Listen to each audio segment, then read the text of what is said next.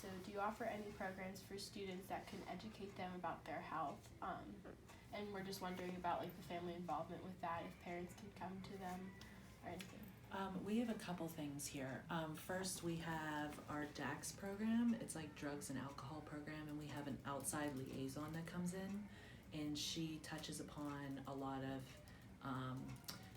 mental health issues, and especially, of course, drugs and alcohol and how that would affect your life and health-wise. Yeah. So they do touch upon that.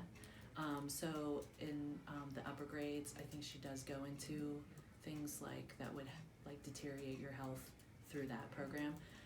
So they have that for 6 weeks every year.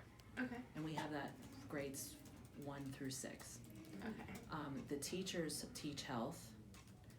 So they go into, especially in the middle school, you know, like 5th and 6th grade, they touch upon that during their health class. And we also have our Olveus bullying program, Okay. and they talk about that as well through that. Okay. I'm trying to think what else. And then with the parent involvement, we have a committee, and it's called Health and Wellness Committee. And last year they started it. We had a wellness night. So they had different vendors. We had like a chiropractic care, like a vitamin company. I forget who else was there. Like a training company, different things, and they gave out like free samples, and then they talked to the parents about how to keep healthy and, you know, like do the vitamins and things like that for the children. And then we had Mrs. Nichols, our phys ed teacher, works with Slippery Rock, so she has all of their interns come in, and they did healthy games in the gymnasium and in our brain break room. So they taught us like health lessons and like the food tree, you know, like better foods to eat and things like that. Okay. So that's the one thing we have with parent involvement. We have that every year. What's the brain break room? We don't have it this year because we had to have a teacher take over the room. Oh. But what it was just an open classroom, and we had different, our phys ed teacher got a grant and got different like activity things that could be in the classroom. So Okay. it was like balance bars and mats, and those like, they look like almost like a skateboard without wheels kind of thing to balance, and Yeah. it works your core. Yeah. So they had a whole bunch of different things in there, and it was great because when the teachers had any downtime or a particular student that needed some downtime, they would send them to the brain break room, and they would just like whirl through there. But we had to take it down this year, so we're looking now to empty another classroom to put that back. That's neat. I've never heard of something like that. Yeah. It's cool. So you saw that as like very effective in the students? Very. Okay. Not so much like body image and health wise, Right. but because it's a long day. Right. You know, they're very academic here, so it's really hard on those kids that just need to move. Yeah. Gotcha. How long have you had that for? Obviously. It was probably 3 years. Okay. We've had that. All right. Well, so during the health lessons that the teachers give, is there a time that it's just an open discussion that like students can contribute in? Yeah, every time I think they Okay. do. Yeah. So they'll, you know, any questions or, you know, topics that they want to talk about.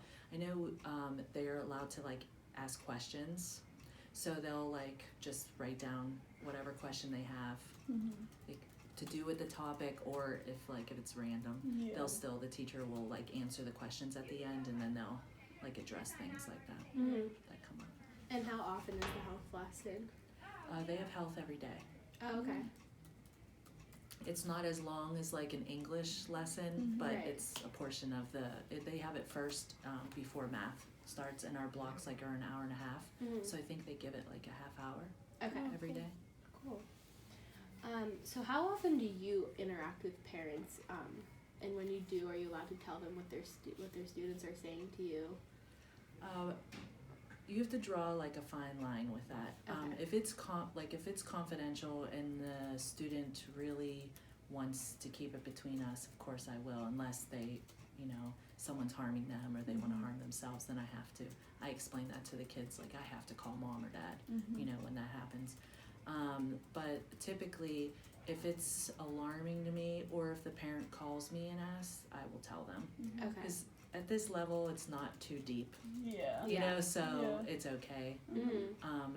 Here it was quite different from where I used to work in Pittsburgh, but I wouldn't ever really call home Mm-hmm. before. Here in Neshannock, the parents want to know Yeah. everything. Okay. So they've known since I've been here 6 years, they know that I don't call home for everything Mm-hmm. or I'd be on the phone all day. Yeah. So if it's warrant a phone call home, then they know I call home. So sometimes they'll call me and be like, my son or daughter was in your office yesterday. They mentioned, is there anything I need to know? And I'll give them like the summary of what happened. Yeah. But typically, now that my first year, they were like, why are they in your office? Yeah. So they've gotten used to me now. But Yeah. I typically will be on the phone or email almost all day with parents. It's a Oh, lot. really? It's a Yeah. lot of parent contact. So if a student is sent to me, either the teacher will call or let the parent know, or I will, unless it's like a disagreement between a couple students and we resolve it and then they go back. But yeah, Wow, that's a lot It's a of lot. parent interaction. consumes our day. Yeah. How often did parents actually come into your office? I would say a couple times a week.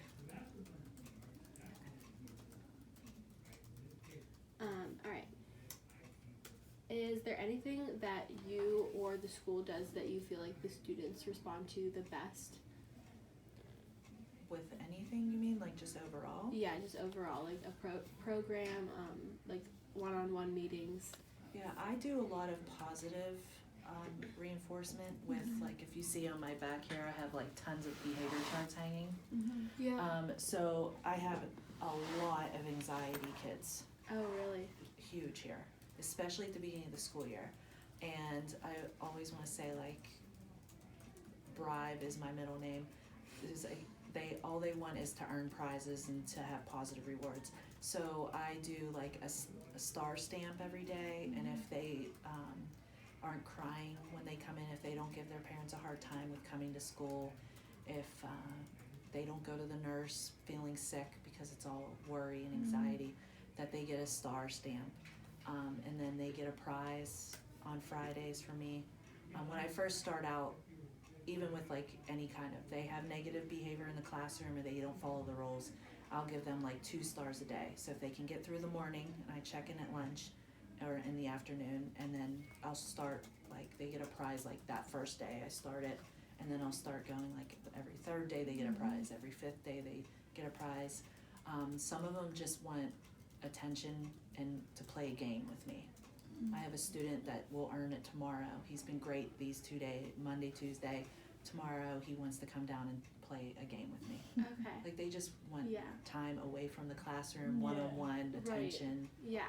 On Fridays I have almost every lunch period. I have students, you can see it's like dirty from lunch. They'll pick 2 friends and they get to eat lunch in here. Oh. So I don't know why that's amazing, but it is. They It's like it, special. and Yeah. it really helps new students because they feel like they don't have that many friends, and the kids want to get picked to eat in here. Yeah. That they become super popular, like oh pick me. So I have new students that will do that until they get comfortable. Yeah. So I had a new student that got to eat today with 2 friends, and they were really excited. Oh, That's nice. cool. All right. So, how can teachers be involved with activities that you do with the students? Do you like let them know about things that you do with them? Yes, so they're very involved. Sometimes the teachers will even have their own sticker charts and they keep track of the behavior. My anxiety kiddos, the teacher sends them to me every morning to check in with me. So they'll just, the teacher knows to bring them down. I check in with the teachers all day with the behavior kids because they need to tell me if they're doing well or not, Yeah. you know, and then they're reminding them, like, don't forget, you have game day on Wednesday with Mrs. Anderson, Right. you know, you wanna earn your stars. Some kids, nothing works, you know, like positive doesn't work, and so it's just really the teacher and me and our principal just really being on them until Okay. they can like learn the rules and how to, Okay. you know. Yeah. Yeah. So do you ask students to create goals for themselves? Yeah, you know, that's a big thing. Be like, what do you need to do Yeah. to be like be successful here, basically? And they'll tell you, I need to be good, you know, but and I'll say like, well, what exactly do you need to be good? And they'll tell me like, I talk out too much. Mhm. So we'll say, all right, let's focus on one thing. Don't talk out. Mhm. You know, raise your hand. So like, if you narrow it down to like one goal, like, don't give mom a hard time about coming to school. Yeah. Oh, you came to school? Did you cry? Did you beg mom not to go? Did you get on the bus? You know, like just little things that we'll try to do. But yeah, they'll come up with their own. What Okay. kind They of know what they're doing. Yeah. What kind of goals for the anxiety kids? Do they have goals? Yeah, like I said, like it's usually crying and begging. It's always Okay. mom to stay home.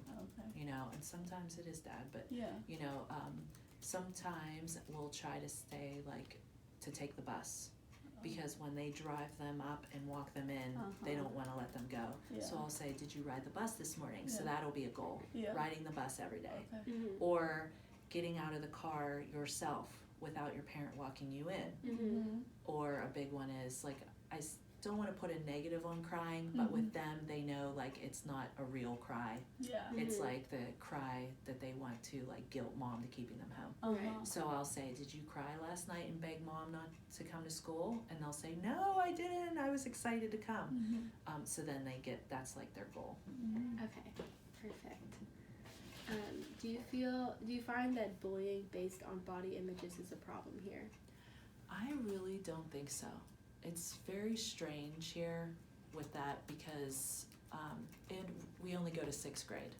Okay. I'm sure it'd be very different at the high school level with Yeah. 7th through 12th. Right. I'm sure that's when it gets more into Yeah. body image. The kids here really don't talk about body image. They really don't make any comments about people that are overweight Yeah. or like eating too thin. I know like sometimes at the high school I hear that kids are getting made of because they're too thin, made fun of. Yeah. Like it's, Oh, wow. yeah. So luckily we don't have that too much down here. Yeah. Mhm. Even if like, you'd think cause there is a little bit more money here with some of the families Mhm. that they would get made fun of about like clothing and things, but yeah. they don't. Really. You know, yeah, I think it's more like name calling and Mhm. like things like that where they get upset. Yeah.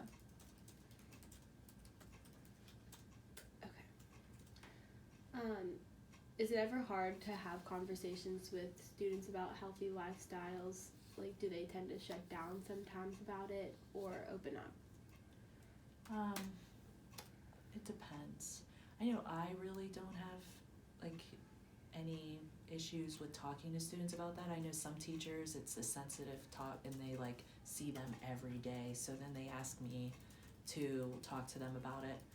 So I'm comfortable with it, and I think because I'm so comfortable with it and I do it so much Mhm. that the kids are okay with it. Yeah. You know, I bet it would be different if their teacher's pulling them aside like, hey, I need to talk to you. You know, this concerns me. They'd probably be like all like Yeah. standoffish. Yeah. But whenever I pulled a kid in about, I don't know, probably, I mean, like, you know, you need to wash your clothes a little more, or, you know, are you taking showers? And then Mhm. they'll be like, oh, and I'll just give them the whole, like, I know kids don't really like taking baths, or, Right. you know, they'll say like, okay, I will, or they'll tell me I do, Mhm. you know, and then sometimes it's out of their control if they clean their clothes, and, you know, Yeah. and I'll be like, just tell mom or dad to like, you know, throw in some more, because we don't want kids to get made fun of because of that. Right. You know, so like the teachers will like ask me to talk to them about it, Yeah. and they're pretty okay with it. Yeah. I just give them the whole thing like, we don't want you to be noticed like that. Mhm. And so then they're like, oh yeah, you're right. Yeah. Especially those middle school years, sometimes we'll joke about like the boys start really stinking. So like our lunch monitor will say it to them when they come in from the summer, like not summer, but you know, warmer months, Yeah. and it's really bad.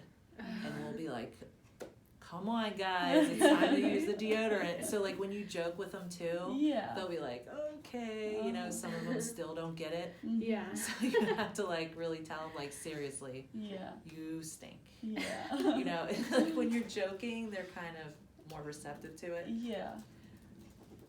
Like, has that ever happened where then they went home and told their parents that, so and so told me that I smell bad? And then Actually, the no. I don't parents- think they've ever gone home. Like, I've never had a parent call. I've had one parent call me when her daughter, she was upset because the teachers were saying about the clothes.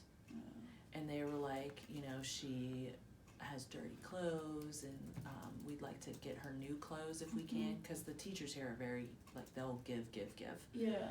So it offended the parent a little bit. Like, I just bought her all new clothes and, I can't help it, she's not wearing them. She was just wearing her old clothes because they were comfortable. Okay. You know, so now the teachers are more, like, they'll come to me and I will call home and say, hey, you know, we have some some things that teachers have brought in, would you accept them? Right. Mhm. And the parents will say like, oh no, we're good, or yeah, that would be great. Mhm. So now everyone really goes through me on Yeah. that. Okay.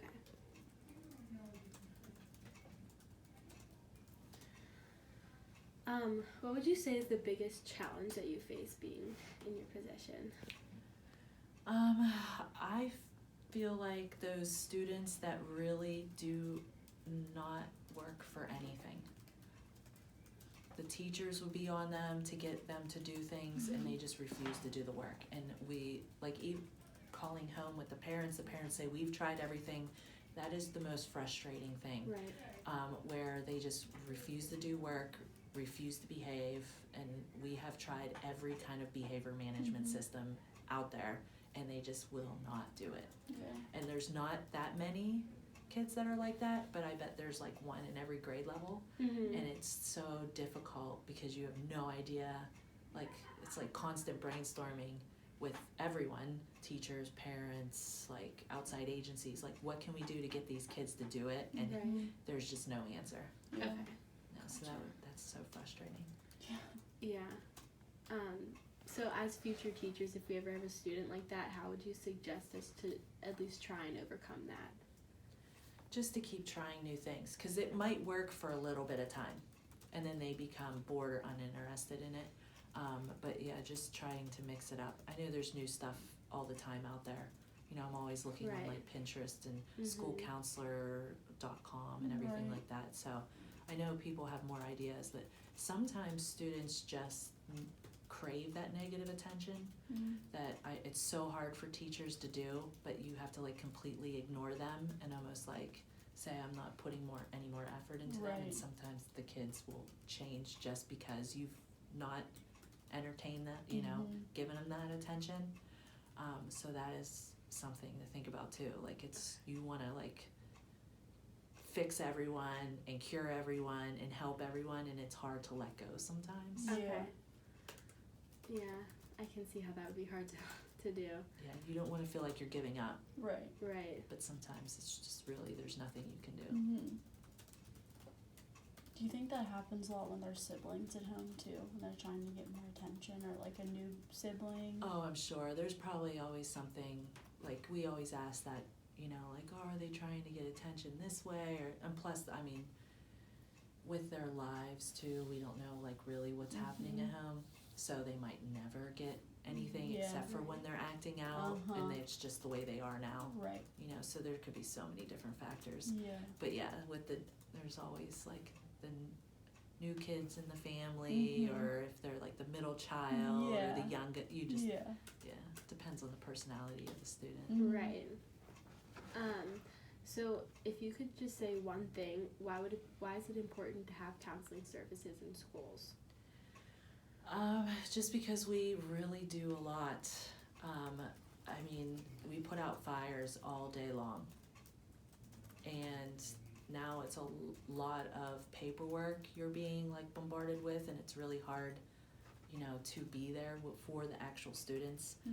I used to do small groups and things like that, and now I don't even have time to even do that, and it like breaks my heart because that's what you go to school to counsel for. Right. Here it's a little different in smaller school districts where you're also almost like an administrator, so I also do some discipline, which is really what they teach you you're not supposed to do. Like, Really? yeah, in school they say you should never discipline, you know, blah blah blah, but that's just the way life is now. The school. You know, it's just you have to help out. I Yeah. have one principal, so I have to do what I need to do. Yeah. I mean, the major stuff goes to him, but Right. I'm constantly seeing kids because they can't behave. Right. Yeah. So at least you get to put in that counseling perspective, like, why aren't you behaving? What can we do to help you? Right. You know, Yeah. but if there is an schools that don't have counselors, it's just tough. Yeah. There's no resources for the teachers to go to. There's no one for the parents to call. Yeah. It's all on the teachers. Yeah. And then testing is huge, PSSAs, I do all of that. Really? Yeah, so for, if you don't have a counselor, who's gonna do all of that? Yeah. Oh wow. Are there A more lot. schools than not that have them or that don't have them? No, it's very rare for you not to have a counselor. Really? Yeah, at least one. What about schools around here? I believe Mohawk does not have an elementary. What, I forget which one. I don't think Mohawk has an elementary. I think they use their school psychologist and their principal Oh, really? for that. Oh.